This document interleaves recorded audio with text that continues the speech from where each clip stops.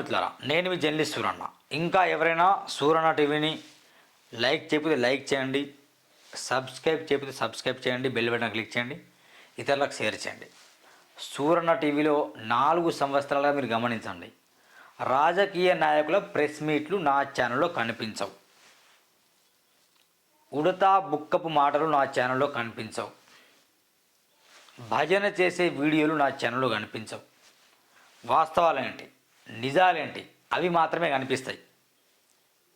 ఇక ఎవరెవరో మాట్లాడిన మాటలు నా ఛానల్లో చాలా తక్కువ కనిపించవు అసలు.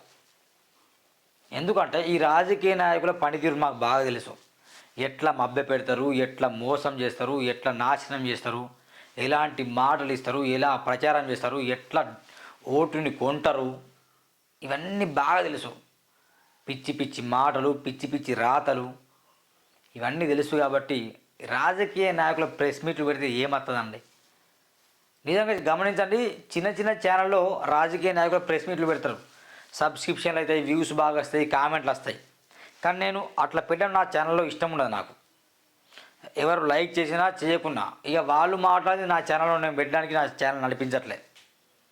నిజమేంటి, వాస్తవం ఏంటి అని చెప్పడం కోసమే నా ఛానల్ నడిపిస్తున్నాను. కానీ వాళ్ళు మాట్లాడే మాటల్ని నా ఛానల్లో పబ్లిష్ చేయడం మాత్రం నా వల్ల కాదు.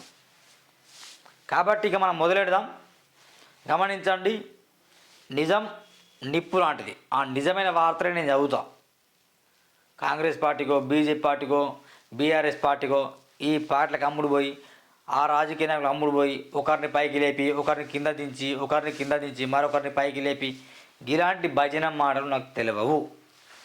ఇక నా సబ్జెక్ట్లో వెళ్తే కనుక ఎవరిది తప్పు మిత్రులారా? అనసూయదా, శివాజీదా, ప్రజలదా? శివాజీ ఏమంటాడు? సామాన్లు సర్దుకోవాలి, సామాన్లు కనిపించద్దు, పద్ధతి ఆయన చెప్తారు.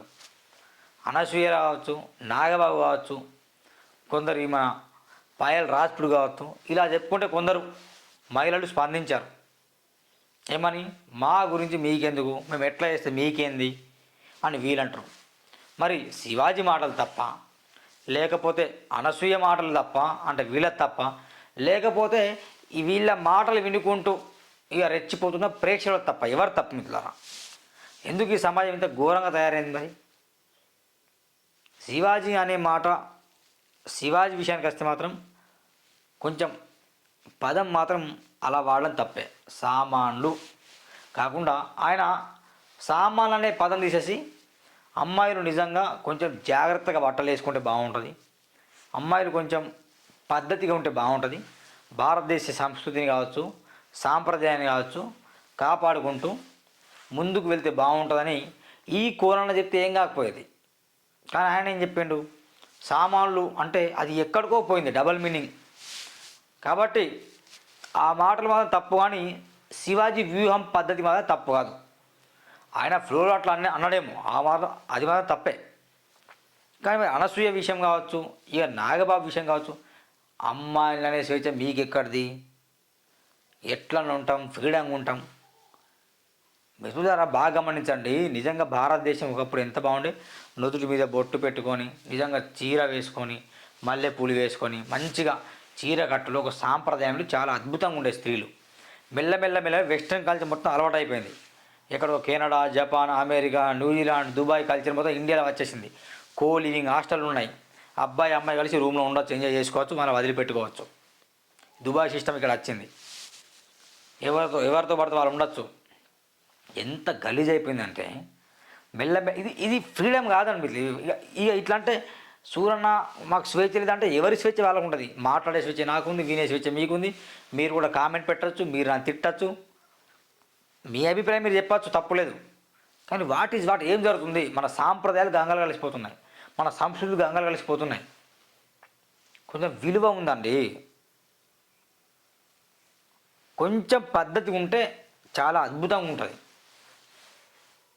నిజంగా ఎన్ని ఫోన్ అంటే కేవలం మిత్రులారా, మహిళల్ని తప్పనట్లేదు, కానీ అందరు కాదు, దానిలో కొందరు ఎట్లుంటే దానికి కామెంట్ చదివితే మాత్రం 100 ఒక్క కామెంట్ మంచిగా ఉండదు, అన్ని గలీజ్ కామెంట్లు ఉంటాయి. కేవలం బ్రాల మీదనే, కేవలం డ్రైయర్ల మీదనే, నడుము ఈ భాగం వెనుక భాగం, ఇక చేతులు కాళ్ళు ఆ మేకప్లు అన్నీ కనిపిస్తుడే. అంటే పురుషులకు ఫీలింగ్స్ ఉంటాయి, పురుషులు టెంప్ట్ అవుతారు, అన్నీ బరాబరే. వాళ్ళు సోషల్ మీడియాలో బాగానే పెడతారు, ఇక వీళ్ళు టెంప్ట్ అయ్యి గలీజ్ కామెంట్లు చదవడానికి అసలు గలీజ్ అనిపిస్తుంది. అంత ఘోరం కామెంట్ పెడతారు. అంటే ఏమైపోతుంది మన సొసైటీ? అంటే ప్రేక్షకుడు తప్ప వాళ్ళు చూడొద్దా? బరాబర్ చూస్తారు. వాళ్ళు చూసినప్పుడు బరాబర్ టెంప్ట్ అవుతారు. ఎందుకంటే వాళ్ళకు కూడా ఫీలింగ్స్ ఉంటాయి కదా, ఎమోషన్స్ ఉంటాయి కదా, వాళ్ళని టెంప్ట్ గారు బరాబర్ టెంప్ట్ అవుతారు. ఇంకా వాళ్ళ డ్రెస్ మనం ఎందుకు మాట్లాడాలి? మనం మాట్లాడద్దు కదా, స్వేచ్ఛ ఉంది కదా. మరి ఇప్పుకొని తిరుగు, స్వేచ్ఛ ఉంటే ఎవరద్దు అంటాను. ఇప్పుకొని తిరగండి. పురుషులకు ఉంది, పురుషులు కూడా తిరగండి, స్త్రీలు కూడా తిరగండి. ఇట్లాంటి బాగుంటుందా? కొంచెమన్నా మన భారతీయ సాంప్రదాయాన్ని, సంస్కృతిని కాపాడితే అద్భుతంగా ఉంటుంది మన దేశం. ఇప్పటికే సెల్ ఫోన్లు రావడం ద్వారా అనేక మంది షార్ట్ చూస్తూ పిల్లలు చెడిపోతాను. అవునా కదా? దేశం మీద నాకు ప్రేమ ఉంది, మమకారం ఉంది కాబట్టి నేను మాట్లాడుతున్నా. ఏదో స్త్రీలను కించపరిచాలను, పురుషుల్ని కించపరి వీడియో చేయట్లే. వాట్ ఈజ్ వాళ్ళ సొసైటీలో ఏం జరుగుతుంది అసలు? కొంచెం పాజిటివ్ కోణంలో ఆలోచిస్తే ఏమవుతుంది? నిజమే కదా, కొంచెం మా యొక్క డ్రెస్సింగ్ స్టైల్ మార్చుకుంటే, మా యొక్క విధానం మార్చుకుంటే, మా అలవాట్లు మార్చుకుంటే బాగుంటుంది కదా అని పాజిటివ్ కోణంలో ఆలోచించే మహిళలు చాలా తక్కువ. శివాజీ వైపు కూడా చాలామంది మహిళలు నిలబడరు. కానీ ఎంత ఘోరం ఎక్స్పోజింగ్ ఇస్తూ ఫోటోలు దిగుతారంటే బాబా నా అసలు ఇక మైండ్ బ్లోయింగ్. అంత ఘోరంగా ఎక్స్పోజింగ్ ఇస్తారు వాళ్ళు. ఇక అవి అందరు ఫ్యామిలీ పిల్లలు చూస్తారండి. ఆలోచించండి. అరే చూపించకంటే మా ఫోన్లు మా చేతులు ఉండవు, పిల్లలు తీసుకుంటారు ఆటోమేటిక్. టీవీలు ఉంటాయి, ల్యాప్టాప్లు ఉంటాయి, ట్యాబ్లు ఉంటాయి, అందరూ చూస్తారు కదా. వయసు కాని పిల్లలు కూడా చూసి చెడిపోతారు. కాబట్టి శివాజీ అన్న మాటలో నిజంగా పద్ధతి ఉండాలనే మాట మాత్రం కరెక్ట్. కాబట్టి ఆయన విధానం, ఆయన వ్యూహం తప్పు కాదు, ఆయన అన్న మాట ఫ్లోలో వచ్చింది తప్పు అనుకుందాం. కానీ నిజమా కాదా చెప్పండి? ఇది మన దేశంలో ఇప్పుడు ఉన్నది ఏ సాంప్రదాయం అండి? Western culture. అంటే మీరు అనొచ్చు డెవలప్ కావద్దా, ఎప్పుడు అట్లా ఉండాలంటే ఏ విషయంలో డెవలప్ కావాలి? అభివృద్ధి విషయంలో డెవలప్ కావాలి, విద్య విషయంలో డెవలప్ కావాలి, వైద్యంలో డెవలప్ కావాలి. అవన్నీ డెవలప్ అయినాయి విద్య వైద్యంలో. మనం డెవలప్ కావట్లేదు విద్య వైద్యంలో. ఎక్కడ గొంగలు అక్కడే. హాస్పిటల్లో బాత్రూంలో సుస్తుపోయడానికి టాయిలెట్లు ఉండవు, స్కూళ్ళ చుట్టూ పరారి గోడలు ఉండవు, వేల ఫీజులు చదువుకోవాలంటే. ఆ విషయంలో వెస్ట్రన్గా డెవలప్ అయిందని మరి ఆ గుణం ఇక్కడ రావచ్చు ఇండియాలో లేదు. మరి అది అక్కడ ఎందుకు ఉంది? మరి అక్కడ ఇల్లీగల్ దందాలు ఉండవు, ఇల్లీగల్ కన్స్ట్రక్షన్ ఉండవు, అక్కడ ప్రజా పోరాటాలు ఉండవు, ఏమి ఉండవు కదా. మరి ఇక్కడ ఎందుకు ఇన్ని ఉన్నాయి? ఎందుకు పోరాటం చేస్తారు విద్యార్థులు? ఎందుకు ఉద్యోగాలు లేవు? ఎందుకు విద్య సరగలేదు? ఎందుకు వైద్యం సరగలేదు? ఎందుకు ఇండస్ట్రీస్ లేవు ఇక్కడ? ఇది డెవలప్ కావాలి కదా. వాళ్ళ కల్చర్ మనకు అంటింది, కానీ వాళ్ళ డెవలప్మెంట్ మనకు అంటలే. ఈ విషయం మాట్లాడాలి అందరూ కూడా దయచేసి. కాబట్టి శివాజీ తప్ప, అనుసూయ తప్ప, మీది తప్ప, మాది తప్ప అంటే ఇక్కడ ఎవరి తప్ప? మనం చూసే ఆలోచనలు, మనం చూసే చూపులు, మనం ఆలోచించే ఆలోచనలు కొంచెం మార్చుకోవాలి. దయచేసి స్త్రీలు కూడా కొంచెం పద్ధతిగా ఉండి ఎట్లుండాలి, ఎట్లా ఉండకూడదు నేర్చుకుంటే బాగుంటుంది. మరి పురుషులకే స్వేచ్ఛ ఉందా, స్త్రీలకు లేదంటే అందరికి ఉంది బహుశా. కానీ స్త్రీల బాడీని చూసి పురుషులు టెంప్ట్ అవుతారు. ఇది జగమైన సత్యం కదా. తద్వారా ఏమవుతుందో మనం తెలుసు దేశంలో.